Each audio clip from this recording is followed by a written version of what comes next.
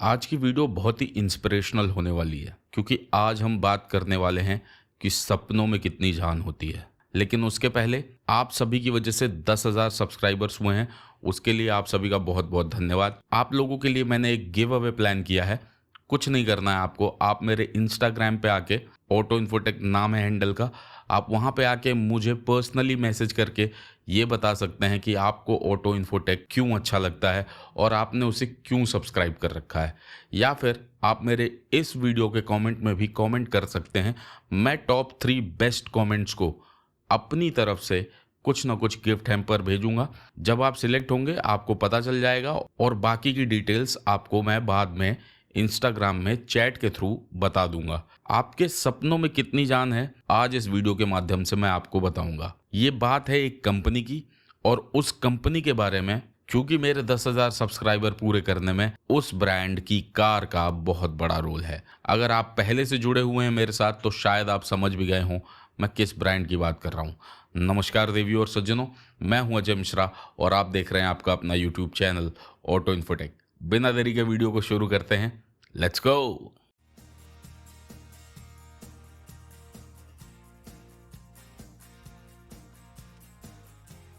तो बात है 1920s की, जब एक छोटे से वर्कशॉप में एक 15 साल का मैकेनिक बच्चा काम कर रहा था और एक गाड़ी के इंजन ऑयल के ड्रॉप्स उसे पड़े हुए रास्ते में दिखते हैं और वो उस गाड़ी का पीछा करते हुए रोते हुए भागता है क्योंकि शायद वो उसकी फेवरेट गाड़ी थी।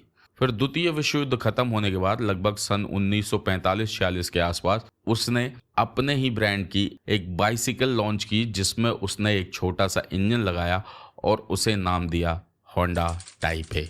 जी हाँ, मैं आज बात करने वाला हूँ होंडा के बारे में और डीप डाइव करेंगे कि होंडा की हालत इंडिया में ऐसी क्यों है। विश्व युद्ध की वजह से जापान की हालत बहुत ही खस्ता थी, लोगों की बाइंग पावर बहुत कम हो चुकी थी और जब उन्होंने इस साइकिल को देखा तो उनसे रहा नहीं गया और उन्होंने जी तोड़ के इस साइकिल को खरीदा। एक नए एंट्रेंट के हिसाब से 500 साइकिल्स बहुत जल्दी बिक जाना भी उस समय में बहुत बड़ी बात थी।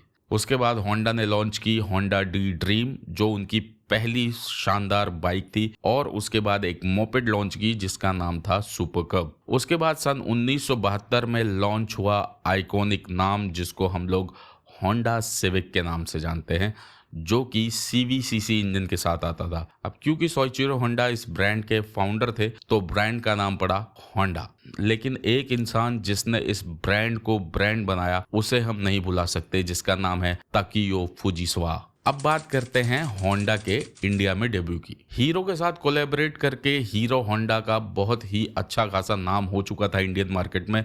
जो 90s के बच्चे हैं वो जानते होंगे कि हीरो होंडा क्या चीज़ थी, और शायद आपको पता ना हो तो मैं आपको बता देता हूं कि पिछले 50 सालों से ज़्यादा से होंडा दुनिया का सबसे ज़्यादा बिकने वाला मोटरसाइकिल ब्रांड है। अब जब बात आती है कार्स की तो होंडा ने 1995 में श्रीराम ग्रुप के साथ कोलैबोरेट किया और ग्रेटर नोएडा में अपना एक 150 एकड़ का प्लांट खोला, जहां पे उन्होंने 1997 में अपनी फर्स्ट जनरेशन सिटी लॉन्च की। अब सिटी की खूबी ये थी कि वो इंडियन मार्केट को देखते हुए एक शानदार लग्जरी कार बनाई गई थी जो सबसे पहले इंडिया में ही लॉन्च हुई थी। जब से ये लॉन्च हुई है हम लोगों के दिलों पर राज किए जा रही है, इसमें कोई डाउट ही नहीं है।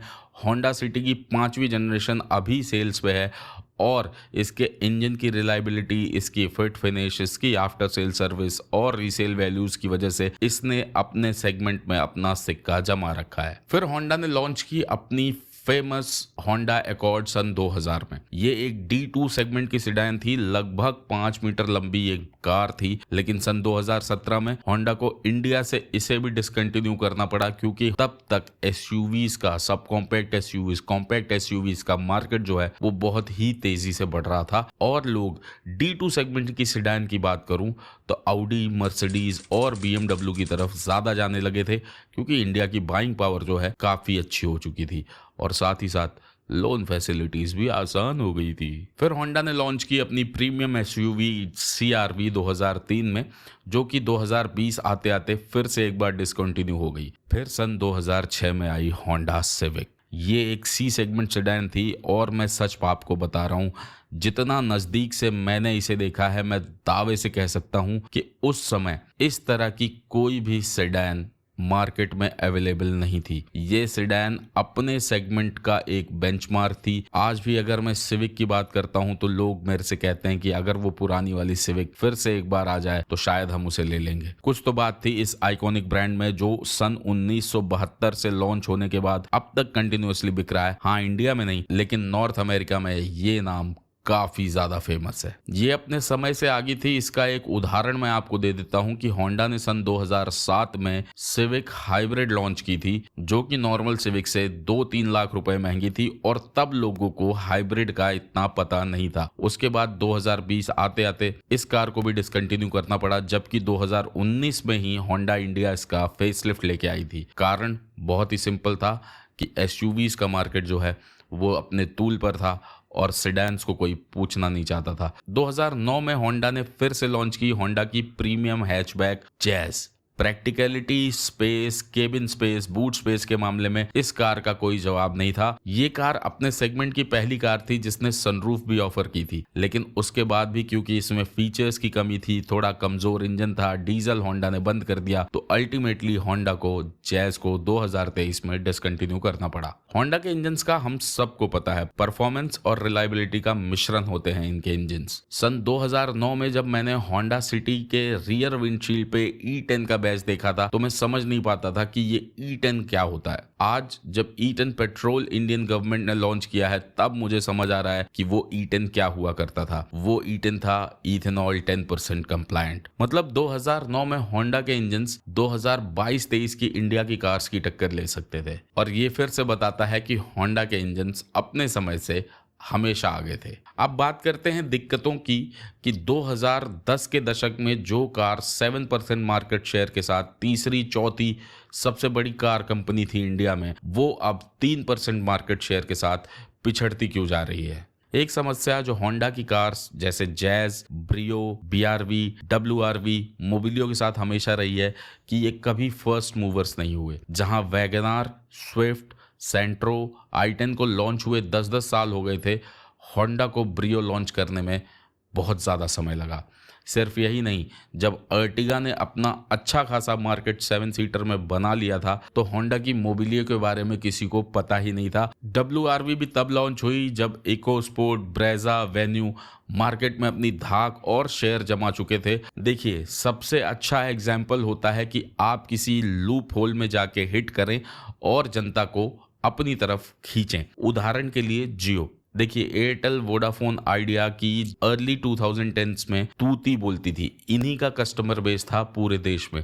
लेकिन फिर ऐसा क्या किया जियो ने कि अचानक से जियो जो है आज देश का सबसे बड़ा टेलीकॉम नेटवर्क है। उसने ढूंढा लूप होल। लूप होल था डेटा। आप में से जो लोग 2010 से फोन को यूज कर रहे हैं आपको पता होगा कि 1 GB 3G data, 4G data के लिए आपको 250-250 रुपए खर्च करने पड़ते थे। लेकिन जब जियो आया तो उसने बोला जी हम आपको 180 रुपए में 1 GB डेटा रोज का देंगे। और यही था वो गेम चेंजर, यही था वो लूप होल जिसकी वजह से दुनिया जियो पे शिफ्ट कर गई। पहले जियो ने हर चीज फ्री की और आज वो डिसाइड करता है कि मंथली प्लान क्या होगा। ये होता है लूप होल को हिट करना, जो कभी होंडा ने किया ही नहीं। और यही उदाहरण मैं आपको होंडा की लेटेस्ट एंट्रेंट एलिवेट के साथ भी दे सकता हूं। देखिए, वो कहते हैं ना, देर आए लेकिन दुरुस्त आए। होंडा हमेशा देर से तो आया लेकिन दुरुस्त नहीं आया। एलिवेट की ही बात करूं तो उसमें पैनोरामिक सनरूफ नहीं है, 360 डिग्री कैमरा नहीं है, वेंटिलेटेड सीट्स नहीं है। सबसे ज्यादा पावरफुल नेचुरली एस्पिरेटेड इंजन तो है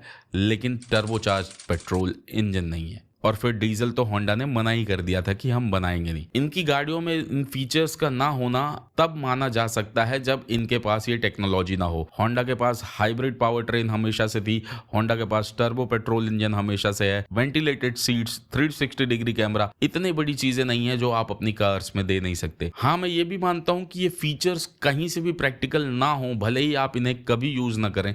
जैसे अभी जैसी गर्मी पड़ रही है जून के महीने में, आप शायद ही कभी पैनोरामिक सनरूफ खोलें, लेकिन बस लोगों को चाहिए तो चाहिए और आपको देने में कोई दिक्कत नहीं होनी चाहिए क्योंकि आपके पास CR-V में ऑलरेडी पैनोरामिक सनरूफ थी। तो ये सारी चीजें जो हैं होंडा को मुझे लगता है कि सोचनी चाहिए। हालांकि वो दुनिया का अभी भी 7th largest automobile manufacturing brand है और उसे मेरी राय की शायद जरूरत नहीं पड़नी चाहिए। अब बात करते हैं कि क्या होंडा में अभी भी वो दम है। जी हाँ, मेरे हिसाब से तो अभी भी है। जैसे आपने कभी होंडा का इंजन बे खोल के देखा हो तो उसके इंजन पे ऊपर एक कवर लगा रहता है प्लास्टिक का, जिसमें लिखा होता है अर्थ ड्रीम टेक्नोलॉजी, मतलब blue skies for our children.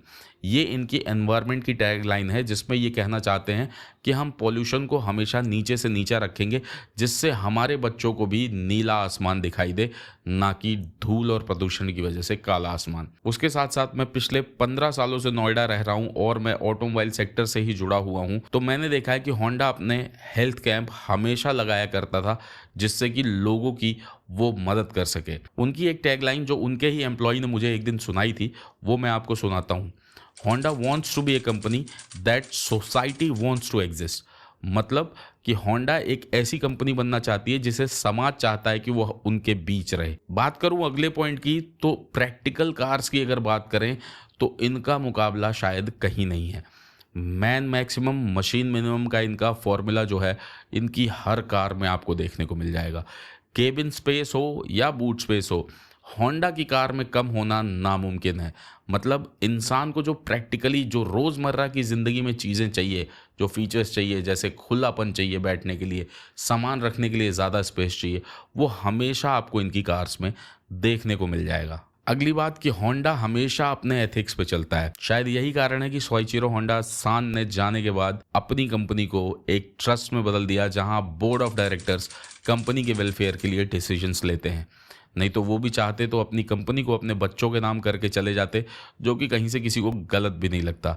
लेकिन उनका ऐसा कहना था कि जो पैशन मेरी कार को बनाने के लिए है, हमारे ब्रांड को बनाने के लिए, ज़रूरी नहीं है वही पैशन मेरे बेटे का भी हो। लेकिन आप इस सोच को देखिए कि अपने बच्चों को अपनी संपत्ति ना दे के जाना, बल्कि उसे एक ट्रस्ट में बदल देना, कितना बड़ा पैशन रहा होगा उस इंसान का। एथिक्स का एक और उदाहरण मैं आपको देता हूं। जब 2008 में रिसेशन आया था, तो नोकिया उस समय का, जो कि बहुत बड़ा ब्रांड था, माइक्रोसॉफ्ट जो कि बहुत बड़ा ब्रांड था, उन्होंने अपने बहुत सारे एम्प्लॉयज़ को कंपनी से निकाल दिया था।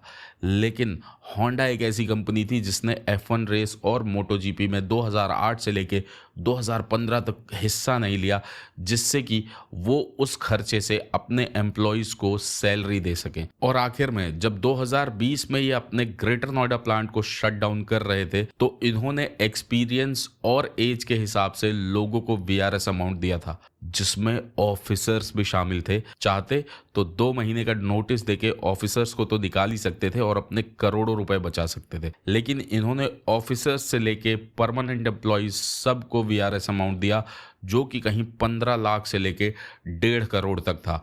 15 लाख उन्हें जो अभी यंग थे और दोबारा से रीस्टार्ट कर सकते थे, और 1.5 करोड़ तक उन्हें जिनकी एज हो चुकी थी और वो शायद अब दोबारा जॉब नहीं करना चाहते हो। आपने कौन सी ऐसी प्राइवेट कंपनी देखी है जिसने ऐसा किया हो? होंडा ब्रांड से हमें एक चीज तो सीखने को मिलती है कि मंजिल उन्हीं को मिलती है जिनके सपनों में जान होती है। सिर्फ पंखों से कुछ नहीं होता, हौसलों में उड़ान होती है। कैसे एक मैकेनिक दुनिया का 7वां सबसे बड़ा ऑटोमोबाइल ब्रांड बना गया, वो इंसान कितना एथिकली स्ट्रांग रहा होगा, ये चीज हमें सोइचिरो होंडा सान से सीखनी चाहिए। सान मतलब जी। सान एक जापानीज वर्ड है और शायद इसीलिए होंडा की ये टैगलाइन है, द पावर ऑफ ड्रीम्स। यही था आज की इस इंफॉर्मेशनल और इंस्पिरेशनल वीडियो में। आशा करता हूँ कि ये वीडियो आपको पसंद आई होगी। अगर पसंद आई है तो इसे एक लाइक ज़रूर करना, जितना हो सके अपने दोस्तों के साथ शेयर ज़रूर करना, और अगर हो सके तो आपके अपने यूट्यूब चैनल ऑटो इन्फोटेक को सब्सक्राइब कर लेना। जाते जाते फिर से वही बात कहूँगा कि जो देश के साथ खड़े हैं उनके साथ खड़े रहिए। जय हिंद, जय भारत। वीडियो देखने के लिए आप सभी का बहुत बहुत धन्यवाद।